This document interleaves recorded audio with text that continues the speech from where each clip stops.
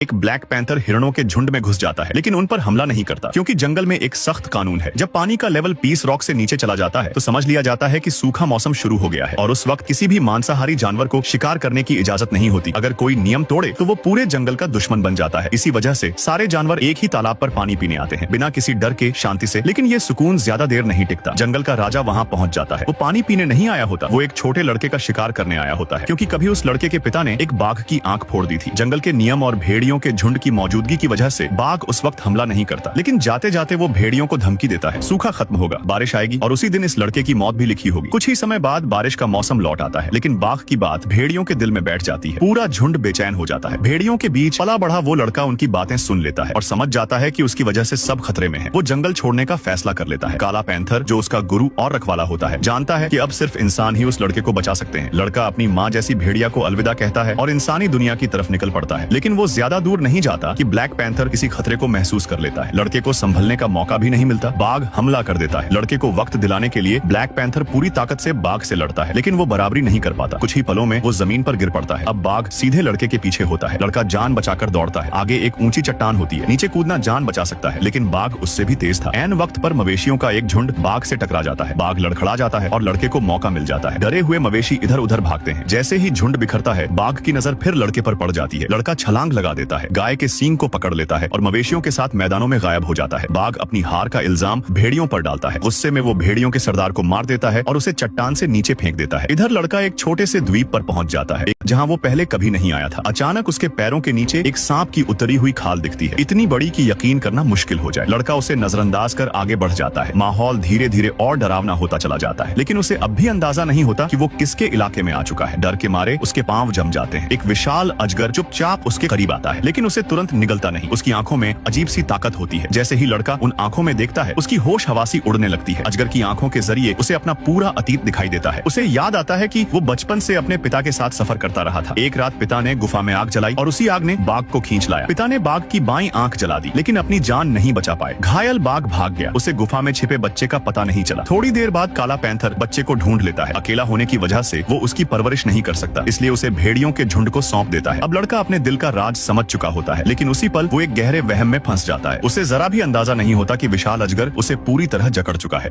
ये छोटा लड़का चट्टान पर चढ़कर मधुमक्खियों का छत्ता गिराने की कोशिश कर रहा था। थोड़ी देर में छत्ते का एक बड़ा टुकड़ा चट्टान के नीचे खड़े एक जंगली सुअर से जा टकराया। उसी वक्त पास ही मौजूद एक भूरा भालू मजे से शहद चाटने लगता है। उसने सुअर के शरीर पर लगा शहद भी नहीं छोड़ा। उस लड़के का नाम मोगली था। कुछ समय पहले भूरे भालू ने उसे सांप के मुंह से बचाया था। उसी एहसान के बदले मोगली ने ढेर सारा शहद इकट्ठा करना शुरू किया और अपने शहद निकालने के तरीकों को दिन ब दिन बेहतर बनाता गया। भालू के साथ बिताया हर दिन बिल्कुल सुकून भरा और बेफिक्र होता था। एक दिन मोगली और भालू एक छोटी सी नदी में खेल रहे होते हैं। मोगली भालू के पेट पर बैठा था और भालू आराम से पीठ के बल पानी में तैर रहा था। दोनों हंसते गाते हुए नदी के बहाव के साथ आगे बढ़ रहे थे कि अचानक किनारे की झाड़ियां हिलने लगी। दोनों चौकन्ने हो गए। भालू ने इशारे से मोगली को अपने पीछे छिपा लिया। धीरे धीरे पास जाकर देखा तो सामने एक काला पैंथर खड़ा था। उसने मोगली की खुशबू सूंघते सूंघते यहाँ तक उसका पीछा किया था। पैंथर ने साफ कहा कि मोगली को तुरंत इंसानों के गांव वापस जाना होगा, मगर मोगली लौटना नहीं चाहता था। वह पैंथर को अपनी गुफा तक ले गया और अपनी सारी मेहनत दिखाने लगा। उसने लताओं से रस्सियां बनाना सीख लिया था और शहद से गुफा का आधा हिस्सा भर चुका था। फिर भी पैंथर का गुस्सा कम नहीं हुआ और वह मोगली को गांव भेजने पर अड्डा रहा। भालू के बहुत समझाने पर पैंथर ने फैसला किया कि अगले दिन मोगली को वापस ले जाएगा। उसी रात मोगली ने हाथियों की दर्द भरी चिंगाड़ सुनी। आवाज का पीछा करते हुए उसने देखा कि एक हाथी का बच्चा गहरे गड्ढे में फंस गया है और बाहर नहीं निकल पा रहा। पूरा हाथी परिवार परेशान होकर चिंगाड़ रहा था। मोगली फौरन गुफा में लौटा, अपनी बनाई हुई लताओं को लाया और रात खत्म होने से पहले पहले हाथी के बच्चे को बाहर निकाल लिया। दूर खड़े भालू और पैंथर ये सब देख रहे थे। भालू को उम्मीद जगी कि शायद अब पैंथर मोगली को गांव नहीं भेजेगा, लेकिन पैंथर ने बताया कि एक खूंखार बाघ मोगली का पीछा कर रहा है और उसने उस भेड़ियों के राजा को भी मार डाला है जो उसकी हिफाजत करता था। अब मोगली का जंगल में रहना बहुत खतरनाक हो गया था। गांव वापस भेजना तय था। पैंथर ने भालू से कहा कि मोगली को समझाए ताकि वह बिना किसी पछतावे के चला जाए। भारी मन से भालू ने मोगली से झूठ कहा कि वे कभी दोस्त नहीं थे और उन्होंने उसे सिर्फ शहद इकट्ठा करने के लिए इस्तेमाल किया। ये सुनकर मोगली का दिल टूट गया। वह अकेला रहने के लिए एक पेड़ के तने पर चढ़ गया। तभी एक शरारती बंदर आ गया और मोगली उसे भगाने की कोशिश करने लगा। उसी पल ऊपर से काले पंजों की एक जोड़ी आई और उसे जकड़ लिया।